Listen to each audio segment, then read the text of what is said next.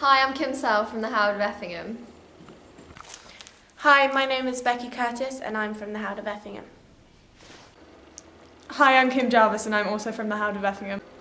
As part of our GCSE course, all of us studied Macbeth, and I particularly enjoyed looking at the aspect of whether Macbeth was fated to kill the king or whether it was his ambition and Lady Macbeth's ambition that drove him to do that.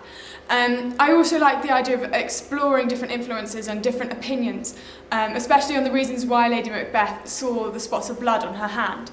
For example, it could be perceived in a religious way that that God or some kind of heavenly influences were showing her the repercussions for her actions and the fact that the devil had possessed her. Or if you look at it from a psychological point of view, you could see that this was the torment within Lady Macbeth's soul, that she was hallucinating and seeing these spots of blood on her hands.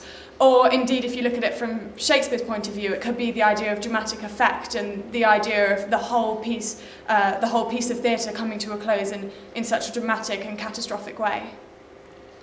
I love studying Shakespeare because I just find it amazing how he's managed to influence theatre and influence the literary world throughout time. If you think about it today, there are always... And society, exactly, yeah. There are always Shakespeare plays going on, and he touches on themes that are so relevant still, for instance. Absolutely, to humanity. Exactly. And always will be. Still relevant within society today. For example, within Taming of the Shrew, the idea of the woman's position in the home has been refuted all throughout the 20th and indeed still the 21st century. So I love how it's so relevant to everything that we do. It is, it's brilliant, and I think it always will be relevant. It doesn't matter like how far society changes, exactly. So long as like we've got humanity, I think it's always going to be relevant. And also we still use some of the, well, loads of the expressions that he invented. There's so many expressions he invented, so it's really interesting to see like how far he's still influencing us. Yeah.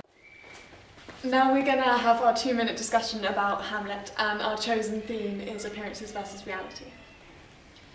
Yeah, so there's loads and loads of theories about Hamlet's state of mind, which is like the central line that draws the whole play together.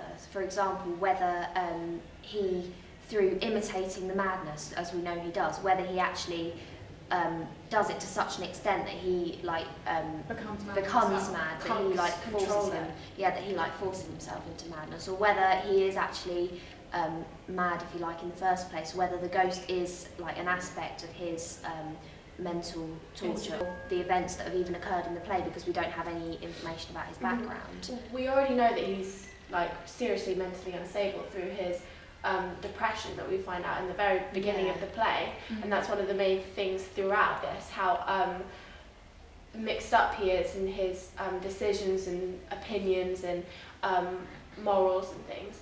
And also the beginning of the play, he even claims like taking his own life, and that shows us how unstable he is, and also the fact that his whole, as a prince, he's so sheltered from making his own decisions. Exactly, the whole Schlegel and Coleridge theory. Yeah, that he can't... he's never actually had to make a decision himself in his life, he's been so sheltered. No, exactly, so you can bring psychology into it. Exactly, the psychological... That when it actually comes, he's just thrown not only to make his own decision, but he's totally by himself. Yeah, which could disintegrate his mental state. Exactly, and the idea of mental torture could also link into the Ernest Jones argument of the Oedipus complex. Oh, yeah. And I think that's particularly apparent in the Mel Gibson version of Hamlet, the recent film with Helena Bonham Carter.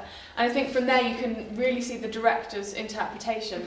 There's a huge appearance of physical movement and physicality between Hamlet and Gertrude that is very suggestive of this kind of this other relationship, perhaps between mother and son, that's not fully explored but has been hinted at a number of times, and that could be that mental torture, the kind of frustration to do with his mother and how he feels about his mother is bringing about in him this instability. That could link into his state of mind as well, yeah.